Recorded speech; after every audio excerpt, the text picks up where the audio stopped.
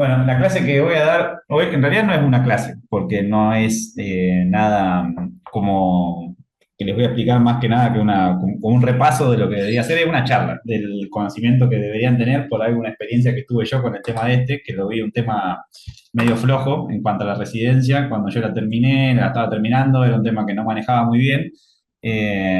Y me pasó de estar, cuando estaba ya rotando en España, de estar hablando con uno de los anestesiólogos y me preguntó algo de marcapaso y no sabía y me sentí como un indígena. Y básicamente después dije, bueno, esto es algo que debería darse en la residencia porque es un tema básico y deberíamos saber todos sabiéndolo, aunque sea un manejo básico de marcapaso, no como para ser cardiólogo, pero sí que cómo tener una cierta idea de cómo programarlo para una estimulación temporal y qué hacer en el caso de los pacientes que tienen un marcapaso permanente en el perioperatorio. Entonces, esos son básicamente los temas de los que voy a hablar. Una descripción general de los dispositivos, la nomenclatura, como para que ustedes sepan qué significan esas letras que tiene el marcapaso y al saberlo van a poder setearlo como corresponde. Las indicaciones son más para el cardiólogo que para nosotros, pero bueno, es importante que las sepan porque a algunos pacientes le va a pasar de ir a un prequirúrgico que tengan una indicación de marcapaso, entonces ese paciente lo van a tener que derivar al cardiólogo antes de que se opere en el caso de las cirugías electivas. En el caso de que sea una urgencia y el paciente lo descompense, vamos a tener que hacer nosotros una estimulación temporal. Entonces después vamos a hablar de los modos de estimulación y cómo programarlos también y cómo poner los distintos dispositivos. Y por último, ¿qué tenemos que hacer con los pacientes que tienen un marcapaso o un CDI y se vienen a una cirugía programada? Más que nada en la parte de consulta prequirúrgica antes de la cirugía electiva. Entonces, básicamente el marcapaso consta de dos elementos. Un generador, o lo que se llama la batería, que puede ser alguno de estos tres, que son los más comunes, el que tenemos a la izquierda de todo. No sé si se ve mi flechita. El que se ve a la izquierda de todo es el permanente, uno de los más comunes, que es el que se pone, el que pone los vasculares, en algunos lugares lo ponen los cardiólogos, hacen un bolsillo y directamente eso lo lleva el paciente siempre consigo. El del medio es una batería o un generador de impulso de un marcapasos transitorio. Esto nos sirve para varios de los dispositivos de estimulación transitoria. Después más adelante lo voy a desarrollar bien para que sepan bien cada una de las cosas, de los distintos, de las distintas rueditas que tiene, para qué sirve y qué nos da cada uno. Y en el caso de que nosotros tengamos parches para estimulación transcutánea, los nuevos desfibriladores tienen la opción también de ser marcapasos transcutáneos. El que tenemos nuevo, ese que trajo Lorena hace un tiempo, ese tiene para marcapasos, pero bueno, el problema que tienen esto es que no hay parches y los parches son caros, o sea, cualquier cirugía que tenga riesgo de salir bloqueado o del paciente que tenga un bloqueo y que tenga riesgo de que su marcapaso deje de funcionar, o en el caso de una arritmia que tenga y que dependa de un CDI, debería tener antes de iniciar la cirugía los parches conectados a uno de estos. Pero bueno, es como le digo, por el tema de costos no es algo que se vea muy comúnmente acá en Argentina, ni siquiera se ve mucho en los privados. Y después estos dispositivos o la batería tiene que de alguna manera hacer llegar su impulso eléctrico al corazón, o sea, al miocardio. Entonces, lo que lo hace llegar son los cables. Estos cables van conectados al aparato. En el caso de lo que es arriba a la izquierda, en el fondo verde, son los cables de estimulación permanente. Vienen unos nuevos que tienen como si fuese una puntita de flecha, sino básicamente lo que hacen tiene como si fuese un resortito en la punta. Los cardiólogos lo ponen, o los hemodinamistas, o quien sea que lo ponga, lo ponen por un acceso venoso central. Y una vez que hace contacto en el miocardio, que ellos se dan cuenta por el electro, más adelante lo voy a mostrar, giran como si fuese una tuerquita y eso se enrosca en el miocardio y queda fijo acá. Este acá que se ve con un baloncito en la punta es el cable que se utiliza en la relación transitoria transvenosa. Ese es el que ponemos nosotros en el caso, o en el que ponen los terapistas o los cardiólogos, en el caso de un paciente que necesite marcapasos y hasta que se le coloque un definitivo se puede estimular con esto. Estos son los parches, que iría colocado uno anterior y otro posterior. Cada uno de los parches, dependiendo, tiene los dibujitos de dónde va colocado cada prenderse, porque cada parche tiene una indicación de dónde ponerlo con un dibujo. El que ven abajo a la izquierda es el cable de estimulación epicárdica. Esto es casi exclusivamente para cirugía cardíaca, porque lo que hacen los cardiovasculares es directamente como si fuese el cable en la punta tiene una aguja y le dan un punto al miocardio y después la otra punta nos la dan a nosotros para que la conectemos acá y eso después va conectado a la batería. Y este que está acá abajo en el medio, este no sabía ni siquiera que existía, la verdad que leyendo y viendo cosas, no sé si hay en alguna parte de Argentina, ni siquiera sé si se usa básicamente, es también para estimulación permanente y es un cable de marcapaso transesofágico, se coloca como si fuese una sonda de ETE o una sonda nasogástrica y estimula como si fuese un transcutáneo, pero al estar más cerca del ventrículo, porque está transesofágico, obviamente va a requerir menor cantidad de amperaje para estimular. Dispositivos nuevos, nada, a modo como porque estaba hablando del tema, son, no sé si se está poniendo acá tampoco en Argentina, son dispositivos leadless o sin cables que se ponen en hemodinamia por un transvenoso, se colocan en la punta del ventrículo o en el lugar donde quieramos colocarlo, se fijan ahí, se retiran y ese marcapaso en el mismo aparatito tiene los cables, la pila, todo integrado y lo que hace es censar, estimular o lo que tenga que hacer, todo ahí sin ningún tipo de cable. Esa es la ventaja que tiene. Yo personalmente no lo he visto nunca ni colocar, ni un paciente que lo tenga colocado, pero sepan que existe. En cuanto al generador de impulsos, el que nosotros vamos a programar y el que nosotros más conocimiento tenemos que tener, en el caso de que hagamos cardíaca o en el caso de que tengamos que en alguna cirugía hacer una estimulación transitoria de algún paciente que genere un bloqueo completo, inestabilidad hemodinámica o alguna indicación, es este tipo. El que está en el IGA es un poco más viejo, bastante más viejo, pero básicamente los controles y las cosas que tiene para setear son las mismas. Todo es analógico, no tiene pantalla, no tiene nada, y la diferencia que tiene el del hospital es que es tan viejo que no tiene distintos modos de estimulación. Pero bueno, eso lo tienen que conocer porque si van a trabajar a cualquier otro lado, las pilas o baterías que van a encontrar van a ser estas, no son como las del hospital. Estas dos luces que tiene acá arriba básicamente hace una luz que te indica cuando el generador sensa un estímulo propio del corazón y cuando el que dice pace es cuando emite un estímulo el generador.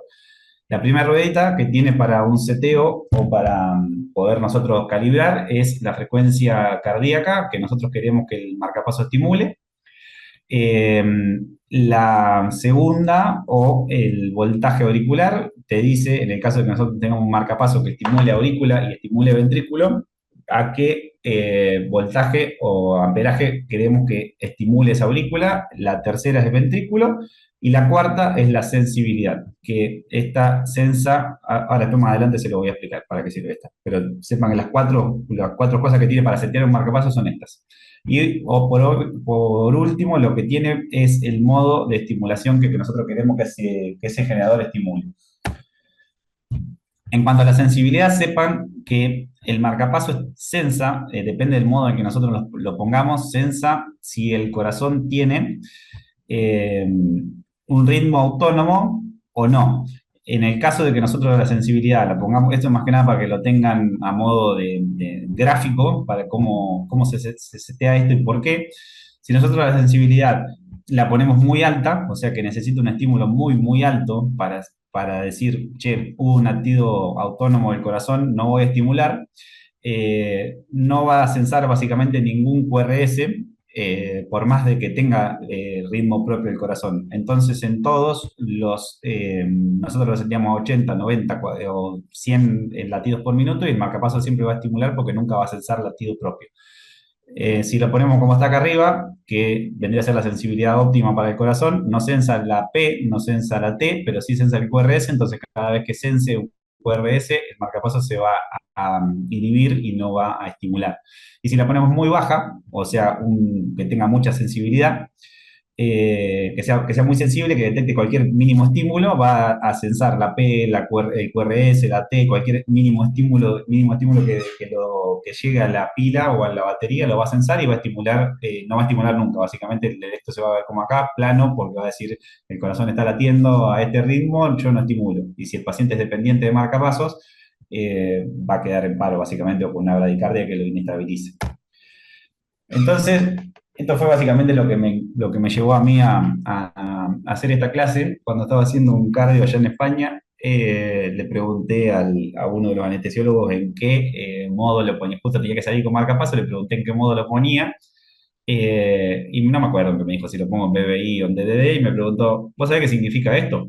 Y yo quedé como, no tengo idea qué significan estas letras A00, B00, AI, entonces me lo explico todo y digo, bueno, esta pelotudez tendríamos que saberlo, no puede ser que un paciente cuarto que sale del hospital no sepa qué significa un modo de estimulación de marcapaso. Capaz que era yo el único burro que no lo sabía, pero bueno, ahora ahora lo van a saber todos. ¿Alguno tiene idea qué significa esto? Eh, por ejemplo, un marcapaso que está doble AI. No, ni idea. La verdad que no. Bueno, es bastante sencillo, No como para que depende, yo de dónde, o sea, dónde vaya el estímulo. depende de dónde vaya el estímulo, cada una de las letras, depende de la letra. O sea, cada una de las letras tiene una función en la nomenclatura. Está por ahí, pero no tan cierto. Por ejemplo, ¿vos qué pensás? Si yo te digo un doble A I, ¿qué pensás que es ese marcapaso?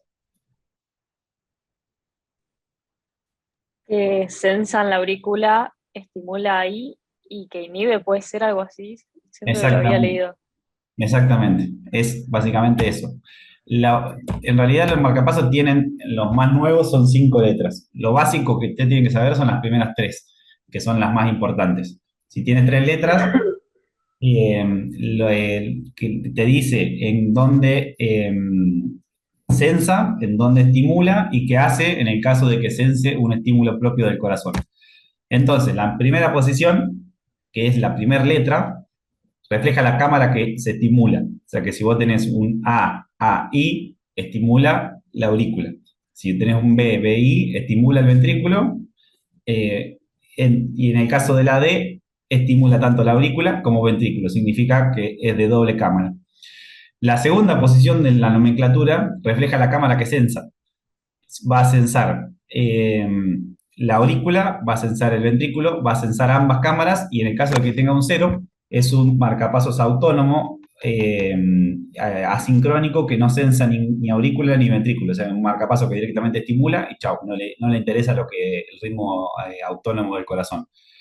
Y la tercera posición te va a decir qué hace el marcapaso cuando detecta un estímulo. Lo que yo les hablaba hoy de la sensibilidad al principio, sensa un estímulo, entonces, ¿qué hago? Si tiene una I, el marcapaso se inhibe. Dice, bueno, este tipo tiene ritmo propio, yo no voy a estimular. En el caso de que tenga una T, se va a estimular un pulso de salida en respuesta a un evento. Cuando sensa, estimula. Y en el caso de que tenga una D, son para los marcapasos bicamerales. Lo que hace es censar aurícula. Si sensa una P, tiene un seteado, un PR o tiempo de retraso auriculoventricular. Y en el caso de que en ese PR no sense una respuesta ventricular, estimula ventrículo. Y si la sensa, no lo estimula. O sea, directamente está diciendo, bueno, la aurícula latió, pero el ventrículo no, la aurícula no latió, pero el ventrículo sí. Dependiendo de eso, sensa en un lado, sensa en el otro y estimula un lado o estimula el otro. Y como en todas las otras letras, en todas las otras posiciones, si tiene una O, quiere decir que no tiene respuesta. Es un marcapasos asincrónico. Esto es un poco más avanzado, nosotros no tenemos por qué saberlo, pero sepan que existe. En la posición 4 es para el caso de los marcapasos que tienen una respuesta ante los marcapasos nuevos. Hay dos tipos de dispositivos que sensan para los pacientes que son jóvenes, que son activos deportivamente, son pacientes que pueden depender o necesitar de un marcapasos que en el caso de que haga algún ejercicio físico o algo que requiera taquicardia, se van a acelerar. Entonces lo sensa de dos modos, marcapasos. Tiene un sensor en el caso de hiperventilación, cuando sensa que el paciente está hiperventilando, lo estimula, lo toma como que el paciente está en una actividad física y aumenta la frecuencia cardíaca. Y si no, con un acelerómetro. Tiene un sensor como si fuese, que es un acelerómetro básicamente, que sensa que el paciente se está moviendo a una velocidad más rápida y dice, bueno, este tipo está corriendo, por ejemplo. Entonces agarra y estimula en vez de 40 a 90 o a 100. Y en la posición 5 son para los marcapasos de multisitio, que tienen cables que estimulan en distintas partes de la aurícula y en distintas partes del ventrículo, para generar un latido cardíaco lo más fisiológico posible. Esos son marcapasos ya de última generación, no son muy comunes, yo tampoco los he visto acá en Argentina en ningún paciente colocado. En algún lado seguramente deben poner.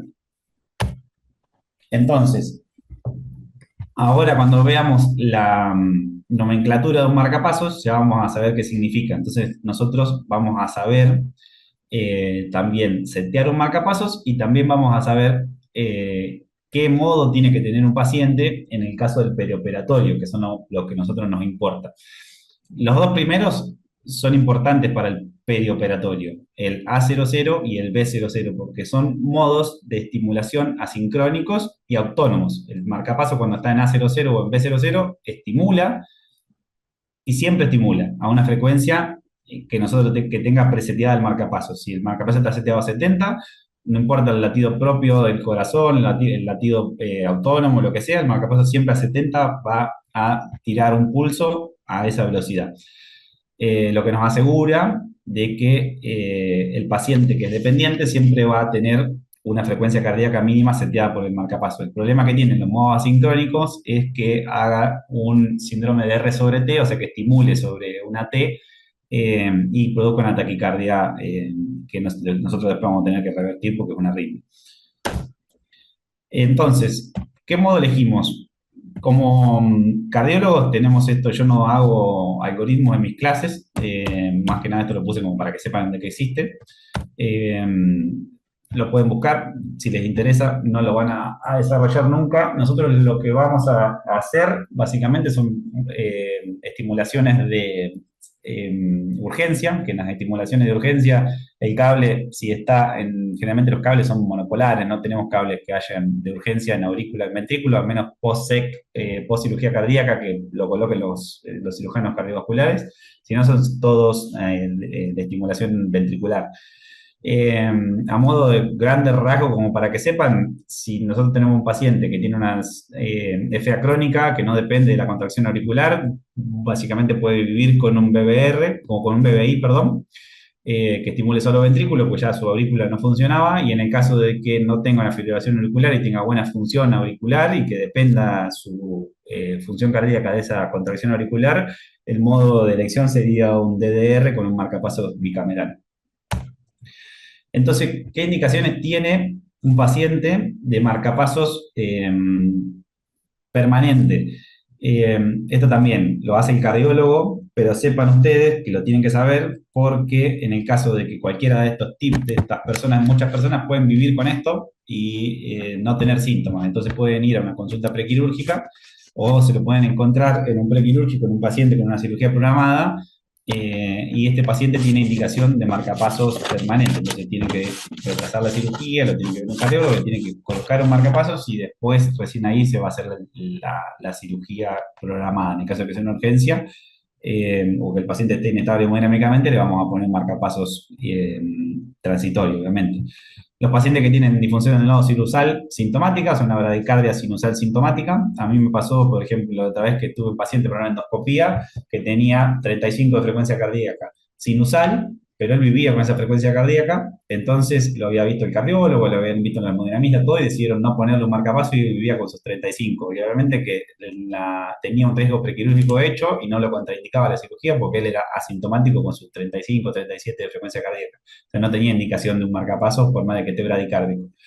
Los pacientes que tengan un bloqueo completo, tengan o no tengan síntomas, esos tienen indicación de marcapasos. Los pacientes que tienen un bloqueo AB de segundo grado, MOVIC 2, los que tienen alternancia entre P que conduce y P que no conduce, tengan o no tengan síntomas, eso sí tiene indicación de marcapasos prequirúrgico porque tienen más riesgo de evolucionar a un bloqueo de completo sintomático. Eso sépanlo también.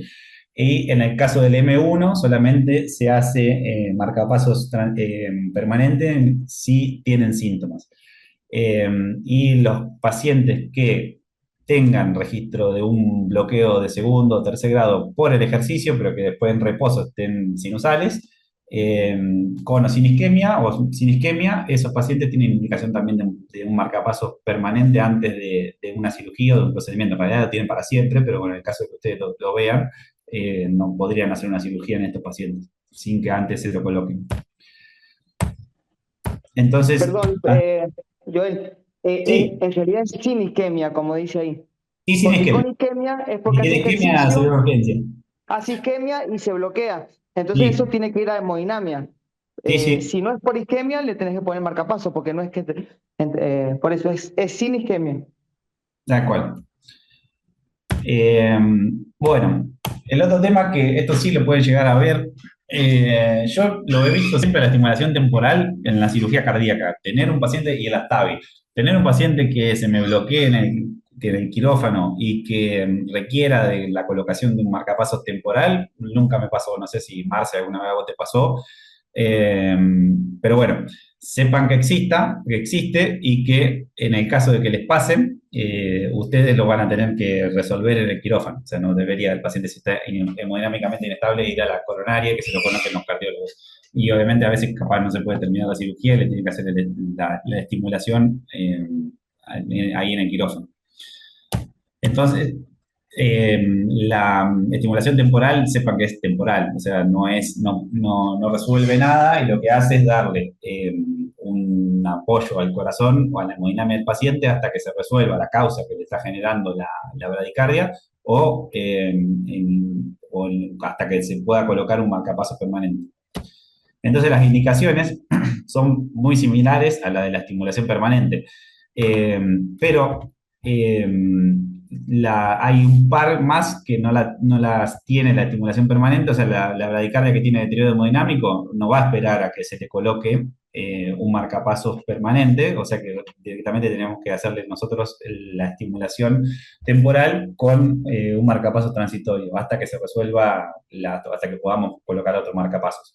En el caso de las bradicardias que son de causa reversible, ese paciente, primero que la causa es en agudo y que segundo que una vez que se resuelva la causa no va a estar más bradicárdico, entonces no tendría sentido ponerlo a una espera de un marcapasos transitorio permanente. Entonces, por ejemplo, en las causas por tóxicos, sobredosis de calcio antagonista o beta bloqueantes, los infartados o los que tienen alguna alteración hidroelectrolítica, esos son pacientes que requieren una estimulación temporal.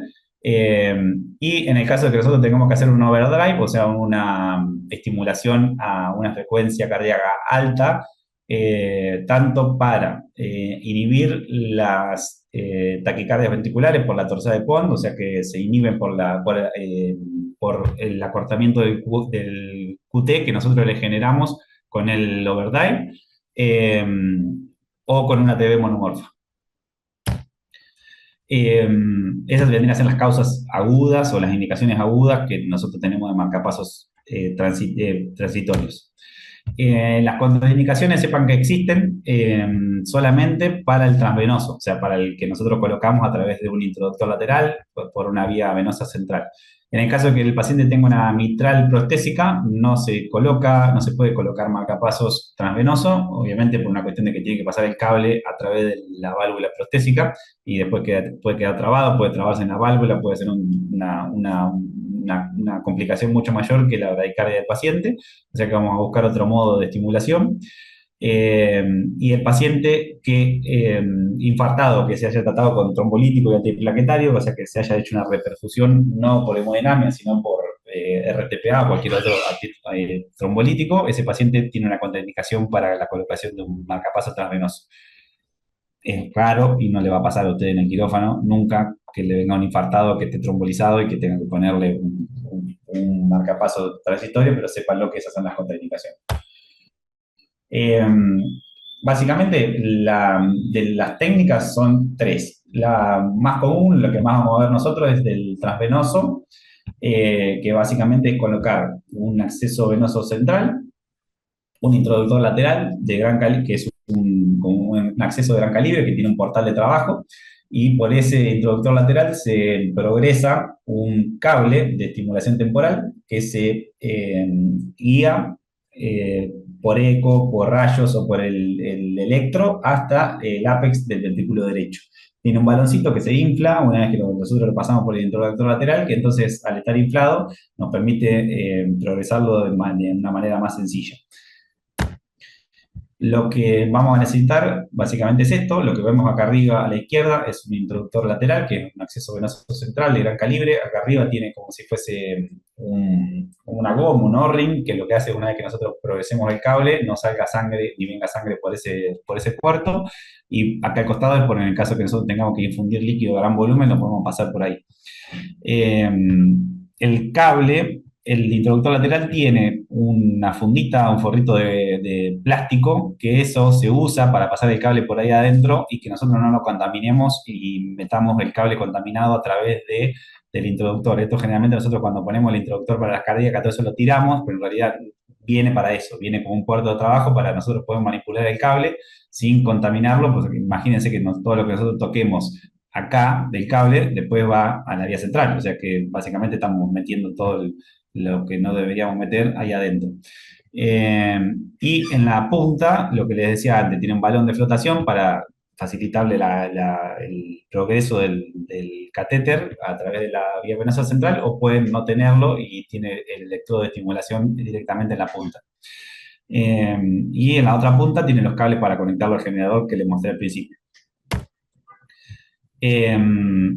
Los accesos de preferencia por la anatomía venosa, esto más que nada por una cuestión del camino que sea más derecho, nosotros tenemos que elegirlo. La subclavia derecha perdón, la subclavia izquierda, si nosotros vemos acá en el dibujito, tiene un camino casi directo a la aurícula izquierda, a diferencia de la derecha, que va a entrar de una manera más perpendicular. Y si no, en el caso de que no le pongamos su clave izquierda, le vamos a poner yugular derecha por una cuestión también de que el camino es recto hacia la aurícula derecha y ventrículo derecho. Entonces, la disociación, esto ya lo dije, ¿cómo la guiamos? ¿Cómo sabemos en qué momento el paciente tiene el electrodo en el lugar que corresponde? Tiene marquitas, nosotros podemos calcular la distancia a la que lo tengamos que poner con esas marcas cada 5 o 10 centímetros dependiendo del cable. Entonces, dependiendo de las marcas que nosotros vayamos metiendo, nos podemos dar una idea de qué lugar estamos. Lo podemos guiar también por el electro, que más adelante te voy a mostrar cómo se ve un electro cuando la punta del marcapasos está en la punta del BD.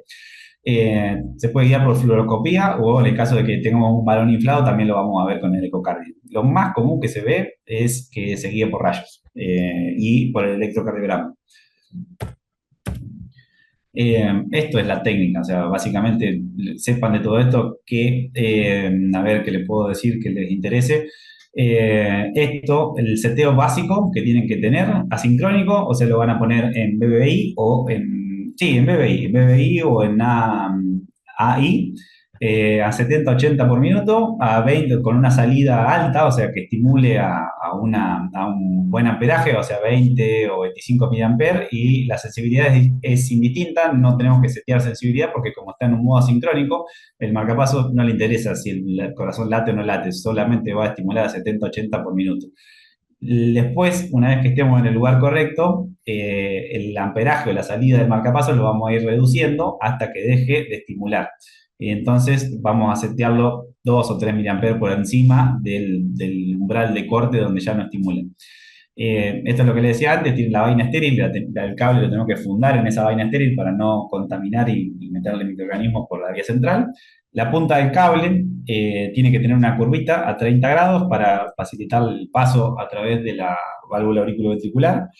Y lo avanzamos hasta 20 centímetros. Una vez que tengamos 20 centímetros, que más o menos debería estar inflado en la aurícula, ahí le pedimos al asistente que infle y continuamos con la progresión del cable de marcapasos hasta decir, bueno, está colocado en el lugar correcto, en la punta, en el ápex del BD, mirándolo por rayos, como se vería acá. y con el electrocardiograma. Entonces, una vez que decimos que está colocado en el lugar correcto, lo que hay que hacer es desinflar el balón, porque ese balón, obviamente, que es un balón con aire dentro de una cámara llena de líquidos, si está sigue inflado va a ser más propicio de que se mueva y se salga. Y por rayos, vamos a decir, sacamos una placa si tenemos un arco en C, y vamos a decir, confirmar la colocación en el lugar correcto. Esto es como se tiene que ver, que le dije antes, tiene que se ver verse como como que está, como que sobra cable básicamente, que eso es lo que va a hacer es permitir que el cable se continúa o tenga un apoyo en la punta del ventrículo y no se salga. Eh, y esto es el electrocardiograma que van a ir viendo a medida que progresen el marcapasos. O sea, el marcapasos va a estar conectado al generador y el generador le está mandando un estímulo de 20 mA. Entonces, cada vez que llegue a las distintas cámaras va a estimular primero la aurícula, después la pared del medio, o sea, y eso va a dar un cambio en el electro. Y lo que nosotros tenemos que ver es el F. Lo que se ve básicamente es el electrocardiograma de las derivaciones ventriculares, es así con la espiga y el QRS un poco ancho porque es estimulación directamente del ventrículo y una vez que lo vemos acá como está en esa figura, ya decimos, bueno, está en el ventrículo derecho haciendo contacto con la pared, lo dejamos ahí, ya no lo movemos. Una vez que, como le decía antes, una vez que ya lo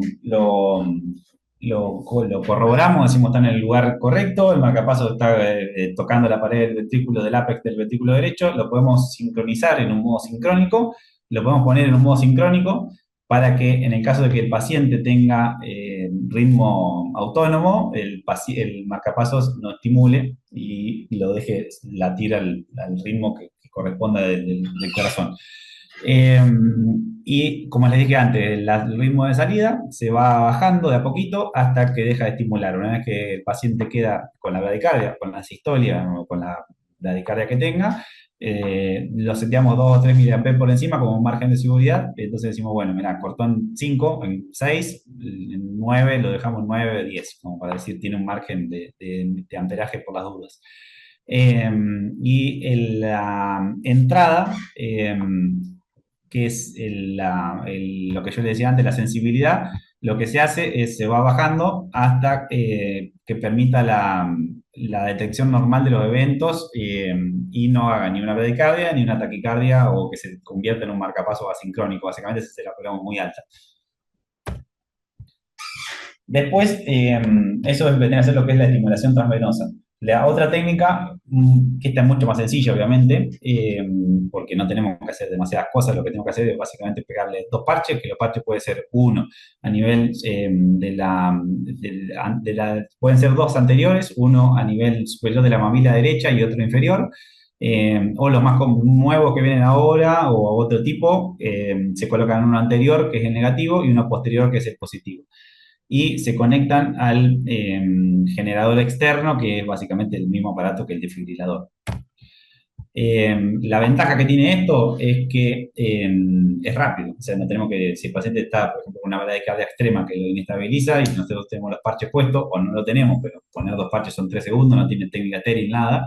Y la desventaja que tiene es que si el paciente está despierto, si el paciente está dormido no pasa nada, pero si el paciente está despierto, imagínense que la pared del tórax es mucho más gruesa y para que ese estímulo llegue al corazón necesita un alto amperaje, entonces básicamente lo estamos electrocutando al paciente para que le lata el corazón y si el paciente está despierto le molesta o le duele, es incómodo. Y lo que les decía antes, los parches son caros y son descartables. Entonces, en la mayoría de los lugares, acá, por lo menos en Mar del Plata, yo no los he visto, porque no los compran. O si los compran, lo hacen como la planchita esa descartable del electrobisturí que la usan 1000 veces y no la tiran. Y como igual que con el marcapasos transvenoso, el amperaje, si algún día tienen que estimular con esto, lo ponen a fondo y después empiezan a reducir de A5 hasta que deje de captar. Una vez que deje de latir, lo suben 1 o 2 puntos por encima como un margen de seguridad. Generalmente con menos de 80 ya la mayoría censa, o sea, no tienen que ponerlo mucho más alto que eso. Y la última técnica, que es la epicárdica, que yo voy a describir ahora por lo menos, es la que se utiliza post cirugía cardíaca, como el paciente tiene tórax abierto y ellos pueden poner los cables directamente en el miocardio, lo hacen ellos con el cable de sutura, le hacen el punto y le tiran la otra punta para que nosotros lo conectemos al generador. El seteo es lo mismo que en el marcapasos transvenoso, o sea, no hay mucha diferencia. La única diferencia es que el transvenoso es un cable ventricular y en este nosotros podemos tener cable auricular y ventricular, entonces lo podemos setear en un modo D desde un inicio. Y si tenemos solo un cable de ventrículo es indistinto si lo ponemos en BBI o en DDI o en DDD. Entonces, esto es básicamente todo lo que tienen que saber o que estaría bueno que sepan de lo que es la parte de marcapasos y qué tienen que hacer en el caso de que un paciente tenga un marcapasos puesto o un cardiodefibrilador y venga a una consulta prequirúrgica o se lo encuentren un día en el quirófano para una cirugía programada. Lo importante que tiene que saber de esto es qué riesgo tiene el paciente, dependiendo del tipo de la cirugía, de que ese marcapasos tenga interferencia electromagnética, tanto de la cirugía como del dispositivo. Los riesgos que pueden tener, ¿qué puede pasar si nosotros tenemos un paciente que tiene un marcapasos o un CDI y lo sometemos a cirugía? El aparato puede que sense ese estímulo eléctrico o la interferencia electromagnética como una onda R y que diga, mira, el corazón está latiendo y si está en un modo sincrónico no hace nada y deja de latir. Entonces, en un paciente que sea dependiente de marcapasos, si sensa el estímulo del electrobisturí como R, básicamente el marcapasos lo abandona y el paciente va a entrar en una bradicardia o un paro sin el apoyo del marcapasos.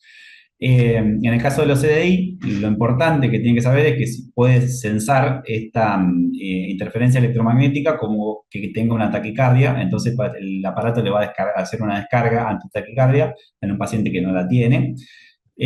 Otra cosa que puede pasar es que si está trabajando muy cerca de donde está el bolsillo del aparato, tenga un daño y se desconfigure.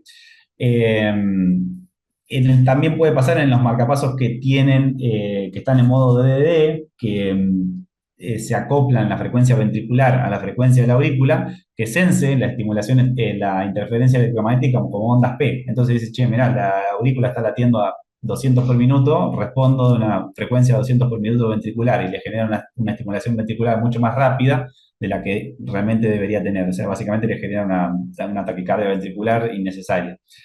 Y otras cosas que puede pasar en los pacientes que tienen una configuración del marcapasos para optimizar la frecuencia y la función del cardíaca, por ejemplo en los bicamerales o en los que tienen estimulación multipunto, es que por la estimulación,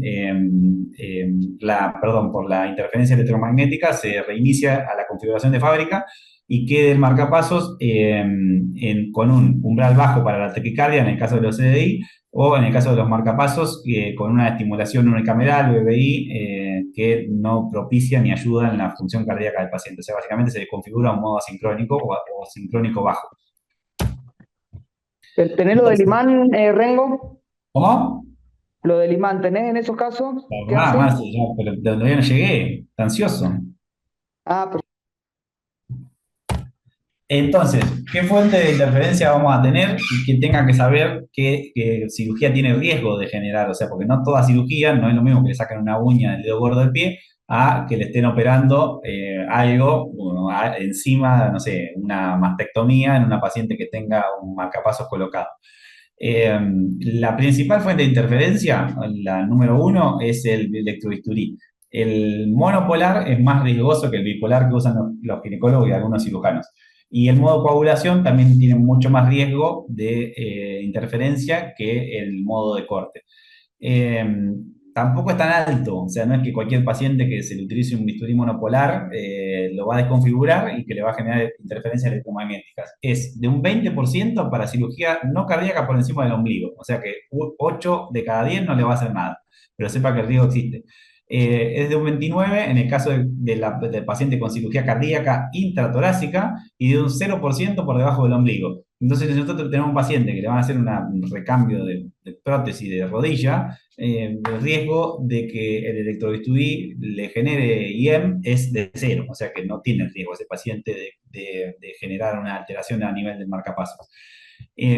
Otras fuentes que ustedes tienen que conocer que les puede generar interferencia en el marcapaso es el neuroestimulador, el que nosotros usamos para los bloqueos o para despertar, para ver el grado de bloqueo neuromuscular, ese lo puede generar.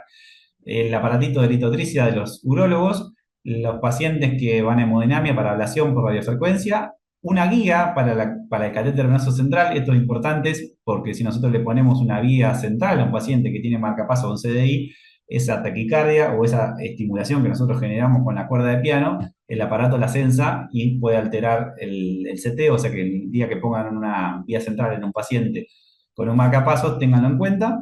Y la sierra para hueso también. El paciente, esta sierra para hueso se usa básicamente en la cirugía cardíaca o cualquier cirugía de mediastino, porque es el único lugar en el que se usa básicamente a nivel del tórax. Entonces, ¿qué es importante conocer? Nosotros tenemos un paciente que tiene un marcapaso, ¿qué tenemos que saber o qué tenemos que interrogar en el paciente en el prequirúrgico? Entonces, el modo que tenemos es el interrogatorio de la historia clínica y en el caso de que lo necesitemos puedo hacer un contacto con el fabricante o una página de internet y ver cómo está seteado o qué tipo de aparato tiene y qué es lo que nosotros tenemos que saber de él. Lo importante es el tipo de dispositivo. Nosotros tenemos que saber tanto, podemos preguntarle al paciente, podemos evaluar en la carpeta o hablar o mandar al paciente a su cardiólogo de cabecera y que nos traiga todo esto detallado. Es si tiene puesto un CDI, si el aparato tiene cables, si no tiene cables, si un resincronizador, si tiene un monitor implantable, que el monitor implantable no genera estímulo de ningún tipo, o sea que ese tampoco nos molestaría para nada. ¿Por qué se lo indicaron? Esto es otro punto muy importante. ¿Qué ritmo tiene de base el paciente debajo del marcapasos? Y algo que es muy importante es si el paciente es dependiente, porque si el paciente es dependiente y el marcapasos lo deja de estimular, va a generar una bradicardia con inestabilidad hemodinámica. ¿Qué ajustes y cómo está seteado el equipo? ¿Dónde está puesto? Esto es importante también. ¿Quién lo fabricó? Si podemos saber qué tipo de aparato tiene y quién lo fabricó, está bueno porque lo podemos buscar en la página de internet y ver qué respuesta tiene ante una reprogramación o ante la colocación de un imán, si el aparato está funcionando o no está funcionando. Entonces, bueno, en el examen físico podemos ver dónde tiene la cicatriz del paciente, si la tiene en la línea axilar media, si tiene el bolsillo a nivel del pectoral, y palparlo. Y también vamos a palpar el pulso y ver si el paciente está regular o irregular, que eso nos habla de la dependencia o no, o de si el aparato está estimulando o no. Obviamente vamos a ver el electrocardiograma y si en todos los complejos el aparato está estimulando, se asimila como que el paciente es dependiente. Y obviamente una radiografía de tórax que nos va a mostrar el tipo de aparato que tiene según lo que nosotros veamos en la radiografía. Eso es un monitor.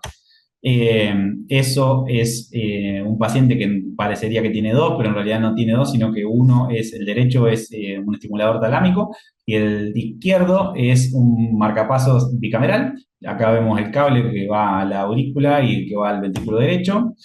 Este es un paciente que en algún momento tenía un marcapasos bicameral y se lo sacaron y los cables no se lo pudieron sacar y le pusieron un marcapasos sin cable que acá se ve en la punta del ventrículo derecho. Y esto es un aparatito con una terapia de resincronización. Acá vemos que tiene mucho más cables y eso es importante saberlo porque dependiendo del tipo de aparato que tengamos vamos a tomar una precaución o no. Entonces si tenemos la posibilidad de ver una placa de tórax, la vamos a ver o pedir.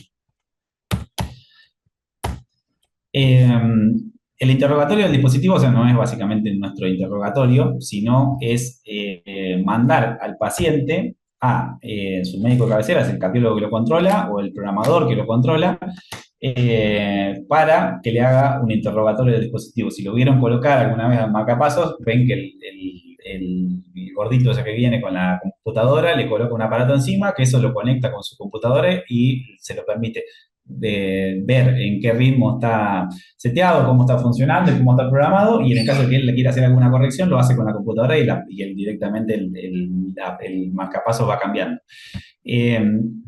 cuál es el tiempo mínimo que tiene que pasar, o el tiempo máximo que tiene que pasar para un interrogatorio en el caso de que nosotros tengamos que venga un paciente al quirófano. Sí, hace 13, 14 meses me vio el programador y me dijo que estaba todo bien. Bueno, sepan que son 6 meses para un CDI, 12 meses para un marcapaso convencional, y de 3 a 6 meses para los pacientes que tienen una terapia de resincronización. O sea que si el paciente viene y te dice tengo un CDI y me lo vieron hace 8 meses, lo tenés que mandar a que lo controlen de nuevo y no hacer la cirugía, posponerla hasta que lo vea un programador. Eh, y el paciente, o sea, lo ideal es que venga el programador a la cirugía, y que lo programe en las cirugías que tienen riesgo de interferencia electromagnética, que venga el tipo que se quede en la cirugía, y que lo programe o lo reprograme en el prequirúrgico, lo ideal sería en el intraquirúrgico, pero bueno, es algo que no sé si es posible de articular. Y en el caso de los pacientes que tengan un CDI y nosotros le desactivemos la terapia antitaquicárdica, con la programación tenemos que colocarlo con los parches de desfibrilador hasta que la cirugía termine y se pueda volver a reprogramar el CDI para activarle la terapia antitaquicárdica. Obviamente no vamos a dejar al paciente con riesgo de que se clave una ATV sin el aparato colocado y sin los parches colocados. Las ventajas que tiene reprogramar el aparato con un programador y no con el imán, que es lo que decía Marce, es, primero que si nosotros tenemos un CDI y nosotros le aplicamos un imán, el imán lo que hace es desactivar la terapia antitaquicárdica, pero si es un CDI de lo que también son marcapasos y estimulan, no lo va a cambiar en un modo sincrónico. O sea, el imán solo solo desactiva la terapia antitaquicárdica, pero después va a seguir en un modo sincrónico. Y si en el caso de que nosotros tengamos un paciente que dependa de ese marcapasos y con la interferencia electromagnética la sense como latidos, va a generar una bradicardia asintomática. O sea que ese sí o sí se tiene que ir a programar con un programador. Y en el caso de que tengamos un marcapasos, el programador le puede setear modos de estimulación que son asincrónicos, pero que sean, por ejemplo, bicameral o algo que mejore la función cardíaca en el caso de pacientes con función cardíaca alterada. Las desventajas que tiene programar al marcapasos con un programador es que, primero, lo que le decía antes, tenemos que tener al tipo que venga a programarlo justo antes de la cirugía y que lo reprograme de nuevo después de la cirugía, o sea que es algo muy engorroso. Y lo importante es que los cambios que nosotros generamos en el marcapaso inmediatamente los tenemos que revertir, no podemos dejar a un paciente con un modo sincrónico o sin la terapia de antitaquicárdica mucho tiempo. Y después, acá está lo que Marce quería, que yo sé que le gusta porque la otra vez estaba con eso del imán, la otra vez en el hospital. Sepan que para los dispositivos tienen la opción de aplicar un imán y ese imán va a generar un cambio en el modo en el que el marcapaso estimula o de lo que va a hacer el CDI. Lo importante que tienen que saber del imán es que nunca se utiliza como un sustituto de la consulta prequirúrgica. El paciente tiene que ir a ver al cardiólogo, tiene que ir a ver a su programador y tiene que chequear que todo esté correcto, no es que decir, bueno, le ponemos el imán y listo, lo hacemos igual. Entonces, porque el cardiólogo le va a chequear el tipo de respuesta que presenta el aparato, si presenta respuesta, si está activada y si está funcionando. Entonces, a ver, ¿qué me dice? Para la mayoría, lo que comienzan cuando nosotros le aplicamos un imán, lo que hace es, básicamente el marcapaso le ponemos el imán arriba del tórax y lo que hace es volverlo a un modo de inicio o por default, que es un modo asincrónico a un intervalo de frecuencia fijos. O sea, vos le aplicás el imán y lo pone en A00 o en B00 a 70 por minuto. Entonces, si el paciente es dependiente de marcapasos y la interferencia electromagnética le hace que el marcapasos sense eso como un latido y deja de latir, nosotros le apoyamos el imán y el marcapasos automáticamente se pone en un modo asincrónico a una frecuencia cardíaca fija. Pero sepan que no todos, por eso es importante mandarlo esto es medio una medida de salvataje, por eso es importante mandarlo a que lo vea el programador en el prequirúrgico. Y lo que les decía antes, si nosotros tenemos un paciente con un CDI y aplicamos un imán y con un CDI que a la vez marca pasos y es un paciente dependiente, el imán, lo único que hace el imán es apagar la terapia antiarrítmica, pero no cambia la configuración del marcapasos. Entonces, el paciente que es dependiente puede generar una bradicardia extrema, por más de que, no, o sea, que le apoyemos o no le apoyemos el imán. Entonces, ese paciente sí o sí tiene que ir a un programador antes de la cirugía. La desventaja que tiene, obviamente, si el paciente es obeso o el implante está muy profundo, nosotros le apoyamos el imán y como está muy lejos y tiene mucha impedancia en la pared, el marcapasos no llega a censarlo. Lo que podemos hacer es, como medida, como para ver si funciona o no, es poner dos, uno encima del otro y ver si con eso aumenta la potencia y llega a censarlo el marcapasos. En el caso de las cirugías torácicas, no es fácil ponerlo en marcapasos porque están operando ahí, entonces no tenemos acceso al sitio quirúrgico. Podemos, en este caso, ponerlo dentro de una bolsita o una fundita estéril y dejarlo dentro del campo quirúrgico. Y en el caso de los pacientes que tienen función cardíaca alterada y dependen de la estimulación bicameral o multipunto para mejorar esa frecuencia, ponerlo en un modo asincrónico y unicameral puede generar un deterioro de la función cardíaca. Esto ya es algo muy fino, pero bueno, sepan que puede llegar a pasar. Entonces, viene el paciente, tenemos el imán, lo vio el programador, pasa a la cirugía. Entonces, ¿qué tenemos que hacer con ese paciente? ¿Qué consideraciones tenemos que tener? Obviamente, el electro lo vamos a tener siempre en todos los pacientes, esto creo que es algo que sobra. Y de la onda de pulso. La onda de pulso es importante porque por más que veamos el electro, tenemos que ver si es un latido efectivo o no. O en el caso de que perdamos el electro, que tengamos alguna interferencia, esto nos va a decir que el paciente tiene un buen ritmo cardíaco con una buena función. Puede ser tanto la del saturómetro como alguna línea arterial. En el caso de los pacientes, lo que les decía antes, siempre que nosotros vayamos a desactivar las funciones del dispositivo, por ejemplo en un CDI, el paciente ya tiene que tener los parches colocados. No tenemos parches porque no los compran porque son caros, tenemos el aparato dentro del quirófano, ya preparado en el caso de que lo tengamos que paletear o hacer un marcapasos transcutáneo directamente con las paletas. Y obviamente vamos a tener precauciones con todo lo que le dije antes que puede generar interferencia, el electrobisturí monopolar, que estén trabajando sobre la zona, el listoprictor, etc. Obviamente, como les decía antes, esto es todo lo mismo. Básicamente, acá ven por qué les decía que tiene que tener el electrocardiograma y algo que nos diga, que nos muestre la epistemografía o la onda de pulso, porque acá hay latidos que sensa y que el marcapasos no estimula, pero vemos que tiene un buen ritmo cardíaco directamente por la onda. Lo que hacemos con la interferencia electromagnética, tener en cuenta que si nosotros tenemos la planchita esa que le ponen las instrumentadoras, el arco eléctrico que genera entre el electrobisturí del cirujano y eso no tiene que generar como una continuidad por el sitio por donde está el marcapasos. O sea, si lo van a operar del hombro, no se lo vamos a poner en la cadera derecha, porque va a generar básicamente que pase la corriente por ahí y puede alterar el marcapasos. O sea, si lo vamos a poner del otro lado, cerca del hombro, en el brazo, donde sea, que no pase la corriente por ahí.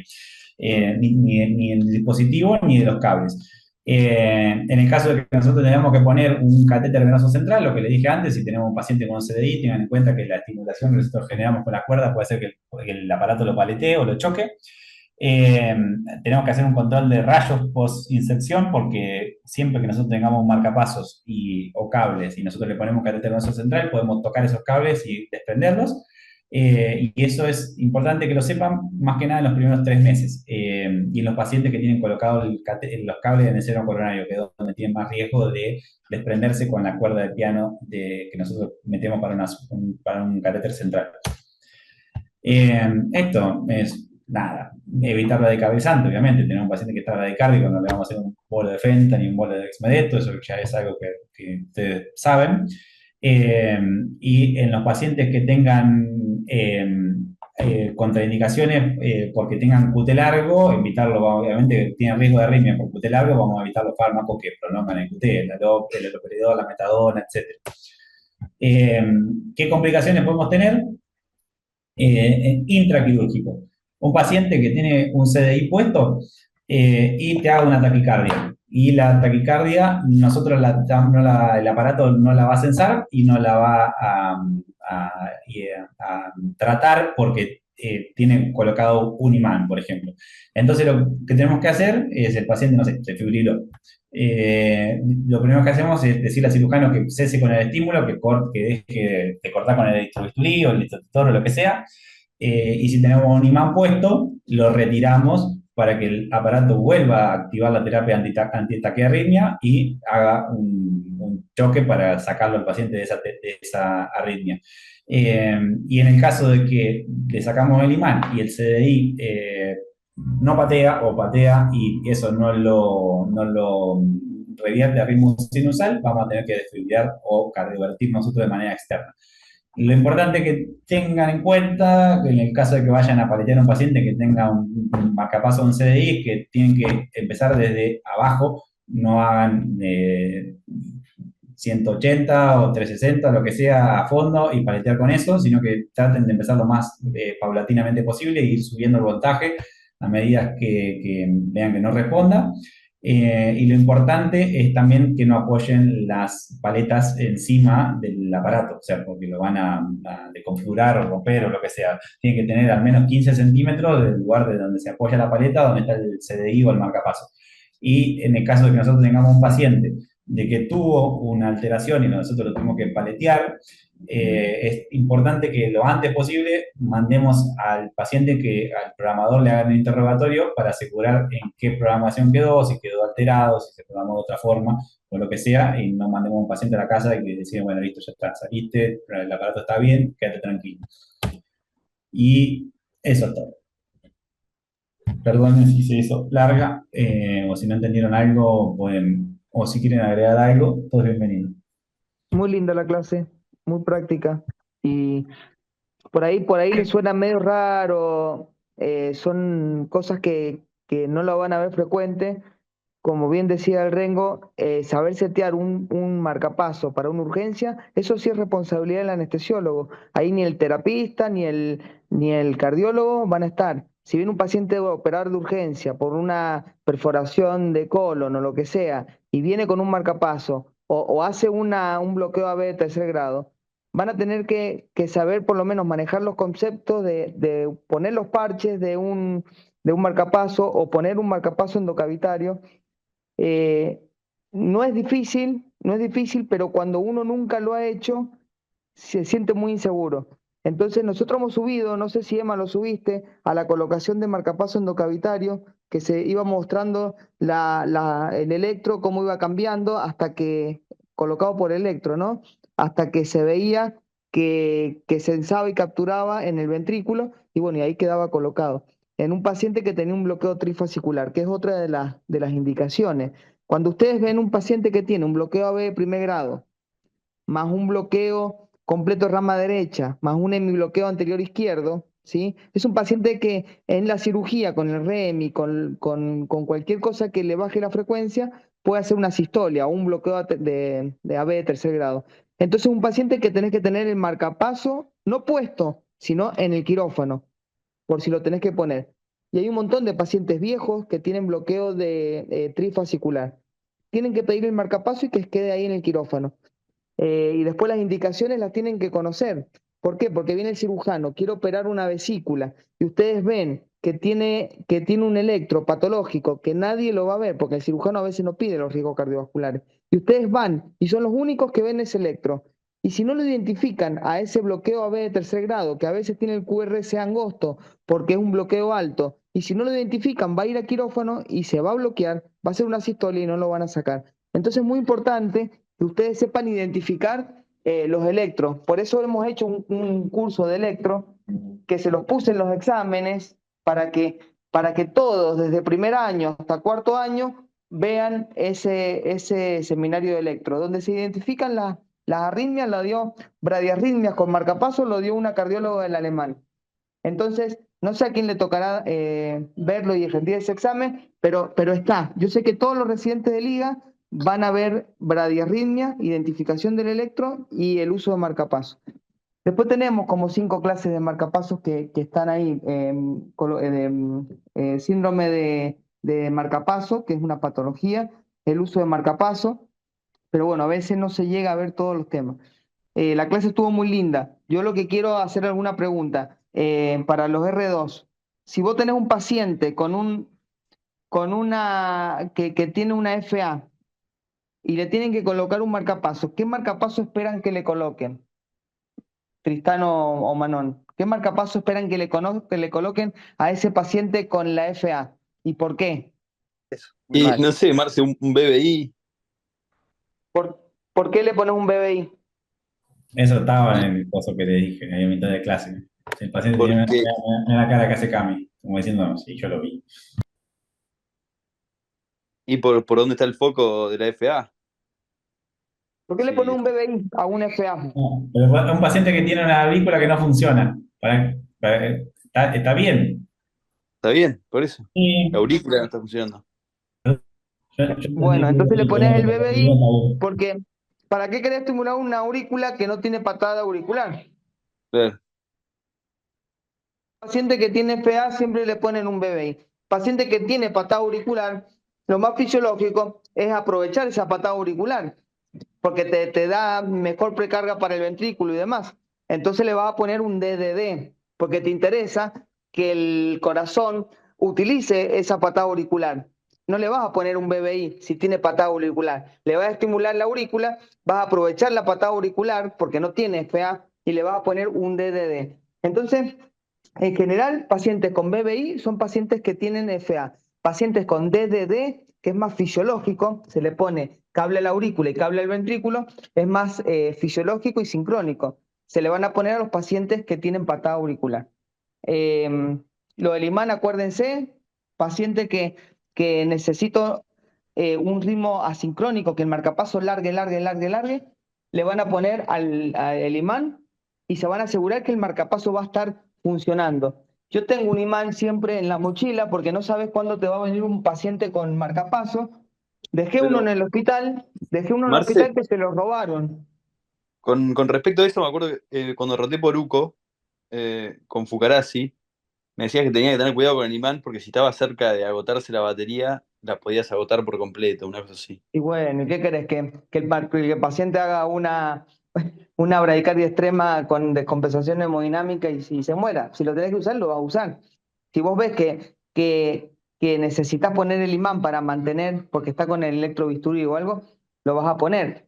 Y siempre cuando vayan a hacer un examen preanestésico, si tiene un marcapaso o tiene un CDI, pidan que lo interroguen si bien los meses que puso Joel ahí está perfecto, siempre pidan que lo interroguen antes de una cirugía programada.